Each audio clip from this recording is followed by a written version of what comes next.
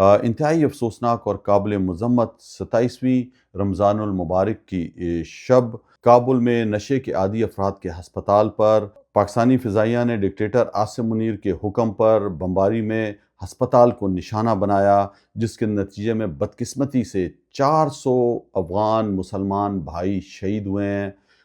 وہ عام شہری تھے اور ہسپتال پہ آپ سوچیں کہ حملہ کس قانون میں لکھا ہے، نہ اسلام میں ہے نہ کسی اور قانون میں ہے، لیکن انہوں نے جو ہے وہ ڈکٹیٹر عاصم منیر کی جو ضد ہے کہ اپنا ہمسایہ ملک جس کے ساتھ 2600 کلومیٹر کا جو ہے وہ بارڈر لگتا ہے، دونوں طرف مسلمان ہیں اور اکثریت جو بارڈر پہ ہیں دونوں طرف جو ہے وہ پشتون ہیں، پاکستان میں بھی اور افغانستان کے بھی علاقے میں، جن میں جو ہے وہ آپس میں رشتے جڑے ہوئے ہیں، ایک نسل کے لوگ ہیں اور صدیوں سے ساتھ رہ رہے ہیں۔ یہ سیم وہی کام ہو رہا ہے جو نیتن یاہو اسرائیل میں فلسطینیوں کے ساتھ کر رہا ہے غزہ کے اندر، اور وہاں پر بھی نیتن یاہو کے حکم پر اسرائیل نے جو ہسپتال میں بمباری کی تھی اور تقریباً 500 فلسطینی غزہ میں شہید ہو گئے تھے۔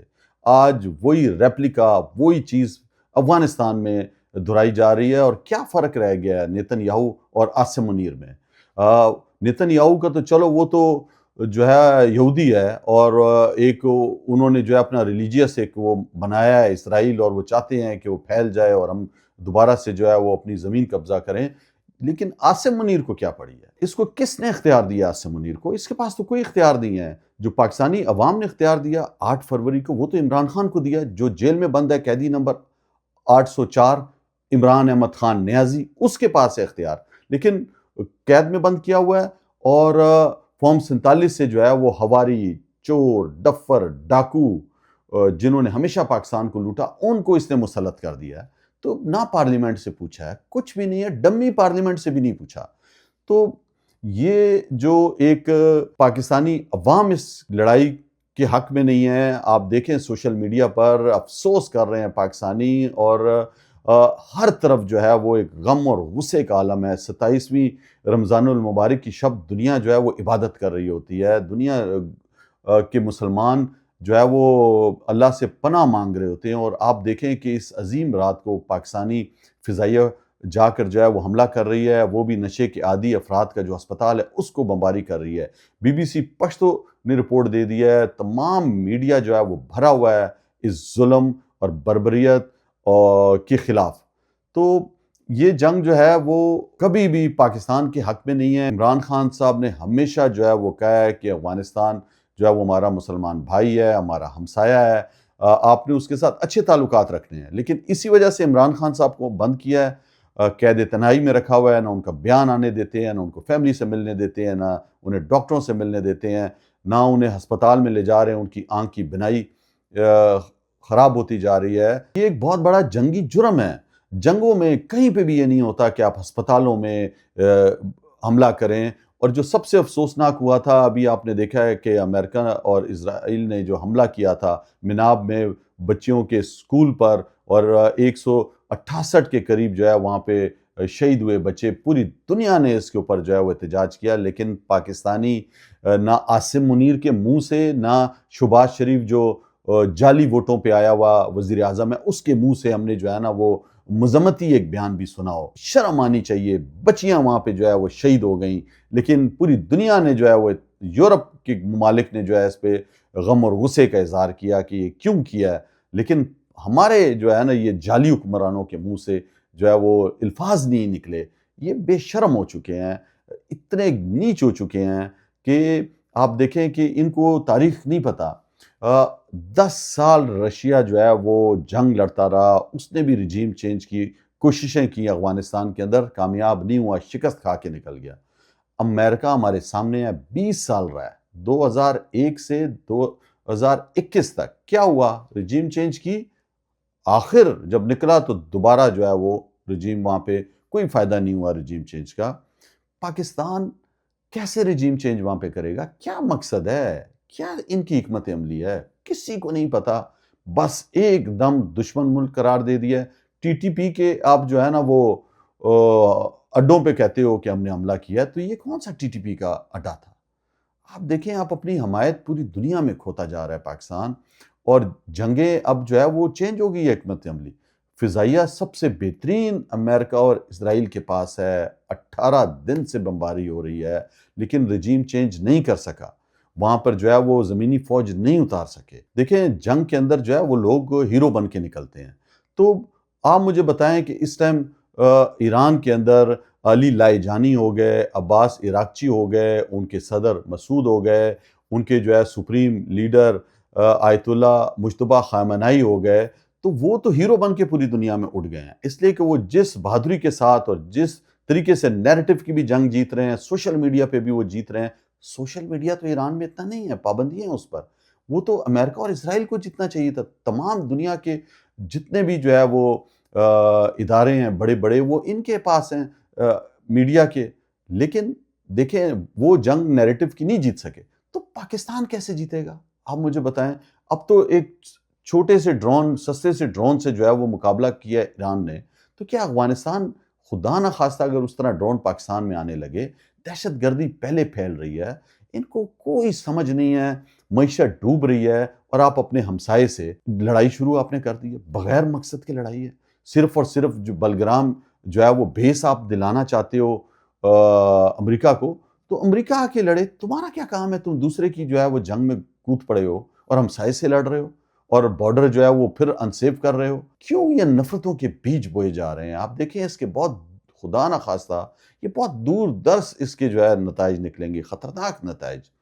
تو میرا دل دکھتا ہے. دیکھیں میں جو ہے وہ افغانستان کئی دفعہ گیا ہوا ہوں، وہاں پہ جو ہے وہ بڑے اچھے لوگ ہیں، سادے لوگ ہیں. میں ایران کئی دفعہ گیا ہوں، ہندوستان گیا ہوا ہوں، چائنا گیا ہوا ہوں، جتنے بھی بارڈر ممالک ہیں پاکستان کے ان میں نے ٹریول کیا ہے. لیکن آپ جو ہے نفرت کیوں پھیلا رہے ہو؟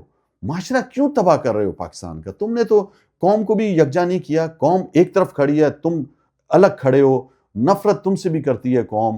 تمہارے یہ جو ہواری تم نے بٹھائے ہوئے ہیں عاصم منیر نے، ان سے بھی نفرت کرتی ہے. کدھر تم لے کر جا رہے ہو؟ تم نے تو ایک دن بھاگ جانا ہے. اس سے پہلے جو ڈکٹیٹرز کا حال ہوا وہ تمہارا حال ہوگا. ضیاء الحق جو یہاں پہ بیج بو کر گیا، آپ نے دیکھا ہے کہ کلاشنکوف کا کلچر، ہیروئن کا کلچر، اس کے بعد جو ہے وہ پرویز مشرف جو دہشت گردی کا کلچر. اس سے پہلے بھی ہم جو ہے وہ 1 لاکھ جو ہے اپنی فورسز کے جوان اور اپنے شہریوں کو اسی دوسرے کی جنگ میں دھوس چکے ہیں. شہید ہو گئے ہمارے 1 لاکھ لوگ، جانوں سے ہاتھ دے بیٹھے ہیں. اور کیا ملا تھا ہمیں؟ کچھ بھی نہیں ملا. اب پھر کیا اسی طرح کی جنگ چاہتے ہیں؟ کیا یہ چاہتے ہیں کہ پھر جو ہے وہ لوگ جو ہے شہید ہوں؟ اور بارڈر پہ تو پشتون ہے، پھر کیا دوبارہ پشتون قربانی دے؟ کیا چاہتے ہیں یہ تو آپ کا، اگر کوئی بھی پاکستان کا فوجی شہید ہوتا ہے اس لڑائی کے اندر، تو وہ کہیں سے بھی ہو سکتا ہے.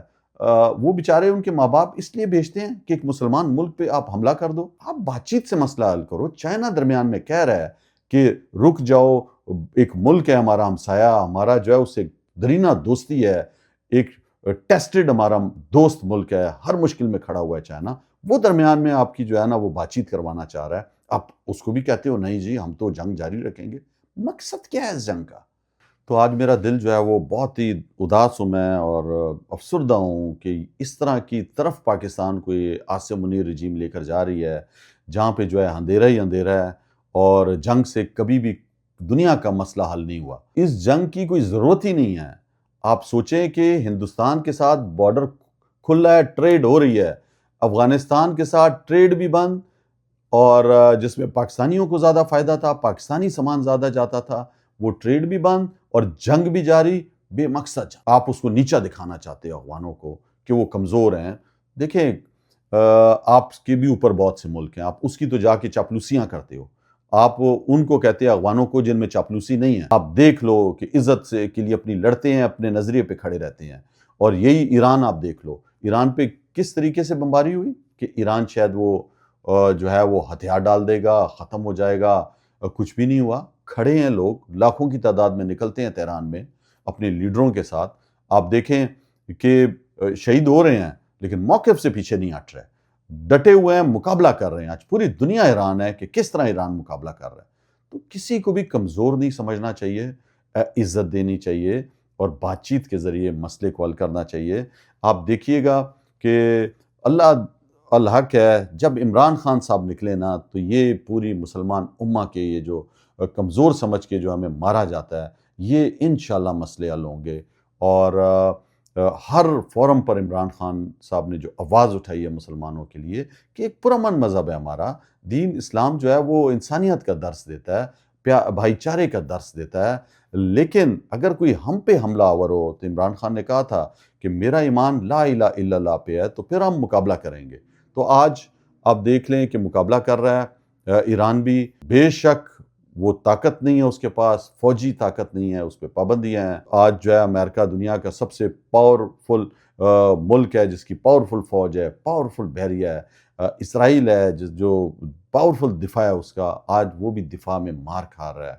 اور اپنی جو ہے آپ دیکھیں آج امریکہ کے اندر بھی جو ہے امریکن عوام کا جو ہے وہ اعتماد نہیں رہا، اور ان کی رائے چینج ہو رہی ہے۔ نیٹو کے بعد یورپی یونین نے بھی جھنڈی کرا دی ہے ڈونلڈ ٹرمپ کو، اور انہوں نے بھی انکار کر دیا۔ وہ کہہ رہے ہیں کہ ہم ابنائے ہرمز کو کھلوانے میں جو ہے وہ اپنے بحریہ کو نہیں بھیج سکتے، اور وہاں پہ حالات صحیح نہیں ہیں، ہم جو ہے وہ اس کام میں آگے نہیں آئیں گے۔ تو یہ دیکھیں اب پوری دنیا جو ہے وہ ڈونلڈ ٹرمپ کے پہلے ساتھ ہوا کرتی تھی۔ دیکھیں امریکہ کا ساتھ دنیا کیوں چھوڑ رہی ہے؟ اس سے پہلے جب بھی امریکہ نے کوئی جنگ شروع کی ہے، کچھ بھی کیا ہے، وہ صرف حکم کرتا تھا، پورے یورپ کے ممالک جو ہے وہ ہاں کر دیتے تھے، نیٹو تو بالکل بغل بچہ تھی، ہر جگہ اس کے ساتھ۔ لیکن اب حالات چینج ہو گئے ہیں، اب جو ہے وہ نیٹو کے بعد یورپی یونین نے بھی انکار کر دیا، تو بہت سے ممالک اس چیز میں نہیں آ رہے۔ اور ایران نے جو اعلان کیا ہے وہ جو ہے بہت بڑا اعلان ہے۔ اس نے کہہ دیا ہے کہ اگر ہمارے جزیرہ خارق پر حملہ ہوتا ہے، اور کسی بھی امریکی اڈے سے، خلیج سے اگر حملہ ہوتا ہے، تو ہم جو ہے وہ اس خلیجی ملک پر بھی حملہ کریں گے، اور اس کی بھی تنصیبات پر ہم حملہ کریں گے۔ تو ایران نے خبردار کر دیا خلیجی ممالک اور سعودی عرب کو کہ آپ نے جو ہے وہ امریکی اڈوں کو ہمارے خلاف اب استعمال نہیں کرنے دینا، اور نہ جو ہے اپنی فضائی حدود کو آپ نے استعمال کرنا ہے، ورنہ جوابی بار بھرپور طریقے سے ہم آپ کو دیں گے۔ اور انہوں نے خبردار کیا ہے کہ جس طرح ابنائے ہرمز کو ہم نے بند کیا ہوا ہے، اور وہ 18 دن ہو گئے اس کو کھولنے میں ناکام رہا ہے امریکہ اور اس کے اتحادی اسرائیل، تو اسی طرح اگر آپ نے خارق جو ہے جزیرے پہ بھی حملہ کیا تو آپ کو سنگین نتائج سے گزرنا پڑے گا۔